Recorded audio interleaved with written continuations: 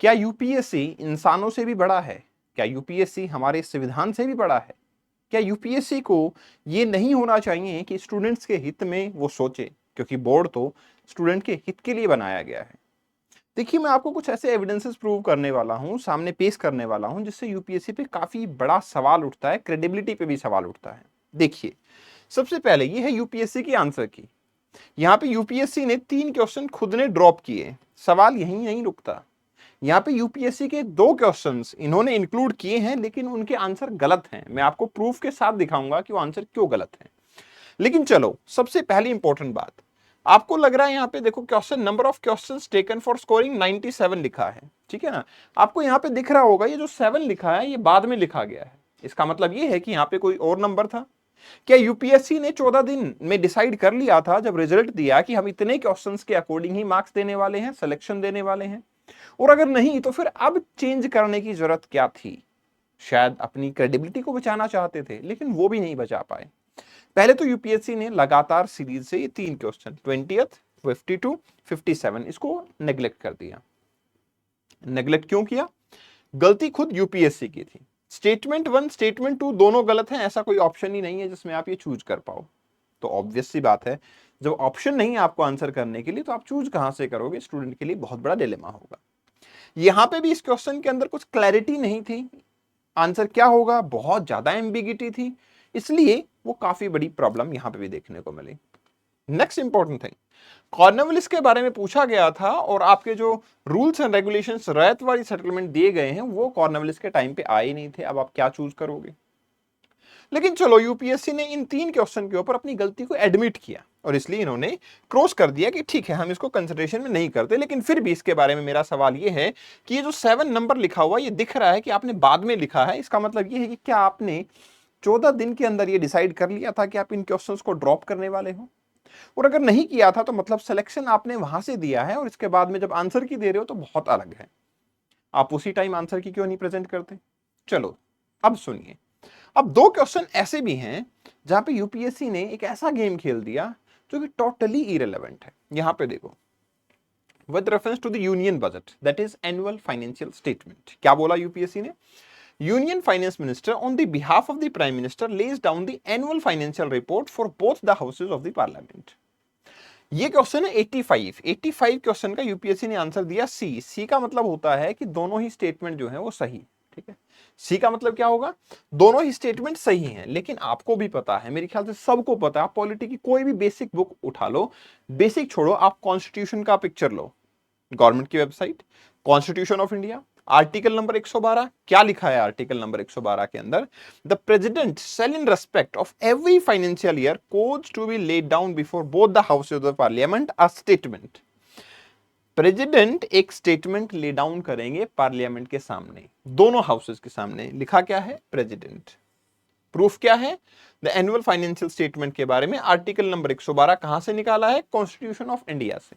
मतलब ना कोई बुक का सोर्स है ये, ना किसी अलग राइटर ने अपनी सोच के हिसाब से लिखा है, ये तो कॉन्स्टिट्यूशन ने लिखा है। तो यूपीएससी कौन सा कॉन्स्टिट्यूशन पढ़ के आ रही है वो हमें भी नहीं पता। चलिए ठीक है, आगे चलते हैं थोड़ा सा। यहां पे लिखा फॉलोइंग स्टेटमेंट।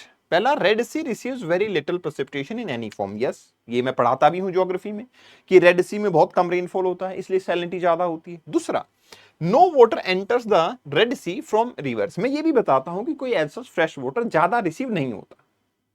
बट मैं अपने स्टूडेंट्स को यह भी बताता हूं कि जब एक्सट्रीम स्टेटमेंट होती हैं तो उस पर आप क्वेश्चन किया करो, माइंड में सोचा करो। और ये एक एक्सट्रीम स्टेटमेंट थी, नो वाटर एंटर्स, मतलब बिल्कुल भी कोई वाटर एंटर नहीं करता है ना। आप बोलोगे no major water, no major river, चलो मेक सेंस। बट आपने लिखा नो वाटर एंटर्स, मतलब एक एक्सट्रीम स्टेटमेंट है। आंसर क्या दिया आपने 89 क्वेश्चन का? आंसर दिया सी, मतलब दोनों स्टेटमेंट सही है। चलिए, आप अगर थोड़ा सा गूगल भी कर लेते, ठीक है ना, तो गूगल पे क्या लिखा हुआ था? मैंने लिखा any river drain into the Red Sea, no significant river और stream drain directly into the Red Sea, while there are some seasonal streams and wadis that may briefly flow into the Red Sea during rainy season. मतलब Google सीधा सीधा बोल रहा है कि वो major river consider नहीं होंगी। लेकिन क्या यूपीएससी ने यहां पे पूछा है कि no significant water, no major water? इन्होंने एक्सट्रीम स्टेटमेंट दे दी कि नो वाटर। और खुद यूपीएससी नो वोटर या नो की एक्सट्रीम स्टेटमेंट होती है उस पर कई बार खुद ही एक्सप्लेनेशन दे देता है कि ये तो नो वोटर की स्टेटमेंट है। तो मुझे यहाँ पे दो डिमांड है यूपीएससी से। इवन मैंने एक और आपका रिवर भी गूगल किया, बारका रिवर है, ठीक है ना, मैंने सीधा सीधा किया Barka river drain into the Red Sea map. तो यहाँ पे लिखा है Barka river flows to the Eritrean highland through the Sudan and drain into the Red Sea. आप बताओ, और डेल्टा भी बना रही है ये, आप बताओ ये रेड सी में जा रही है नहीं जा रही? तो आपकी स्टेटमेंट गलत हुई या नहीं हुई? मुझे यूपीएससी से अब दो शिकायतें हैं। पहली चीज, आप इतने एक साल के बाद आंसर की क्यों रिलीज करते हो? ऐसा क्या झमेला है जो इतने टाइम लगता है आपको आंसर की रिलीज करने में, जब आप 14 दिन में रिजल्ट दे रहे हो? दूसरी चीज, आप जब भी करते हो आप हमें ये क्यों नहीं दे देते कि एक एक्सप्लेनेशन भी दे दो फिर हमें, ठीक है? आप जब भी कर रहे हो that is also fine, give some explanation. देखिए मैंने आपके सामने 5 क्वेश्चन प्रेजेंट किए हैं, इसका मतलब है इंटू 2 करेंगे तो 10 मार्क्स हो गए हैं। 10 मार्क्स का मतलब पता है क्या होता है? 10 मार्क्स कोई बच्चा रिजर्वेशन का इंतजार करता है और उसकी सर्टिफिकेट को आप इतना स्क्रूटनाइज कर देते हो कि नहीं इसने करप्शन किया, उसने नहीं किया, इसने ये किया। मैं ये नहीं कहता करप्शन करवाओ, मैं कह रहा हूं उस मुद्दे को जब इतना सीरियस ले लिया है तो फिर इस मुद्दे में क्या प्रॉब्लम है जब आपने 10 मार्क्स का झमेला खड़ा कर दिया है? एक स्टूडेंट, आपकी कट ऑफ देखिए 87.98। पता है अगर किसी स्टूडेंट को 87.5 भी आए होंगे ना, वो भी सेलेक्ट नहीं हुआ। मतलब आपने 0.3 मार्क्स से उस स्टूडेंट का, हो सकता है वो 32 ईयर की एज का लास्ट अटेम्प्ट हो, लाइफ टाइम के लिए वो आईएएस नहीं बन पाया, लेकिन आपकी गलतियों से 10 मार्क्स पे कॉम्प्रोमाइज करना वो ओके है, उसमें कोई प्रॉब्लम नहीं है। तो how can it be possible? Student के साथ में जस्टिस क्या है? और क्या हम हमेशा ऐसे ही करते रहेंगे? वेदर गवर्नमेंट हो, कोई ऑर्गेनाइजेशन हो, कोई बोर्ड हो, स्टूडेंट्स की लाइफ के बारे में सोचिए।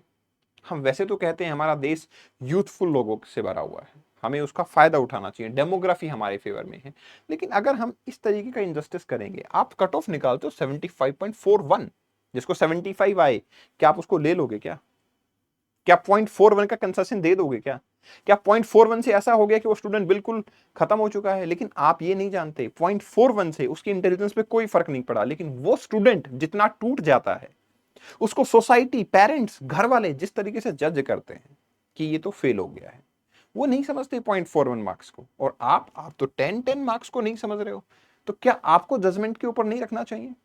So this is something which is really really painful. This my voice is from my students itself.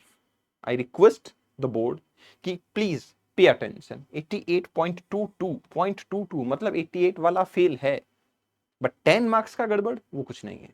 That's a humble request कि इस तरीके की जो बचकानी हरकतें हैं वो ना की जाएं, नहीं तो जितनी लाइफ खराब होती है, एक इंडिविजुअल की लाइफ के बारे में जरा सोच के देखें। इट इज जस्ट लाइक कि जैसे वॉर में जान चली जाए किसी की, यस इक्विवेलेंट है। आई नो वो सेक्रीफाइसेस अलग लेवल के हैं, लेकिन फिर भी एक स्टूडेंट को प्लेस करके देखिए, पता नहीं किस किस पेन के साथ स्टूडेंट अपनी तैयारी करते हैं, पता नहीं किन उम्मीदों के साथ वो अपना पूरा साल बिताते हैं। कुछ स्टूडेंट ऐसे होते हैं जिनके घर की हालात ठीक नहीं होते, पढ़ने की सिचुएशन नहीं होती, फिर भी वो एक साल किसी तरीके से निकालते हैं, और आपकी बचकानी हरकतों की वजह से वो सेलेक्ट ना हो पाए, तो आप समझ सकते हो कितनी गलत इंटेंशन से हमारा काम हो रहा है फिर। Thank you very much, best wishes. और स्टूडेंट्स, आपका कमेंट इसके लिए बहुत मैटर करता है। I want you must share your views over here, definitely in the comment section. Thank you very much, best wishes.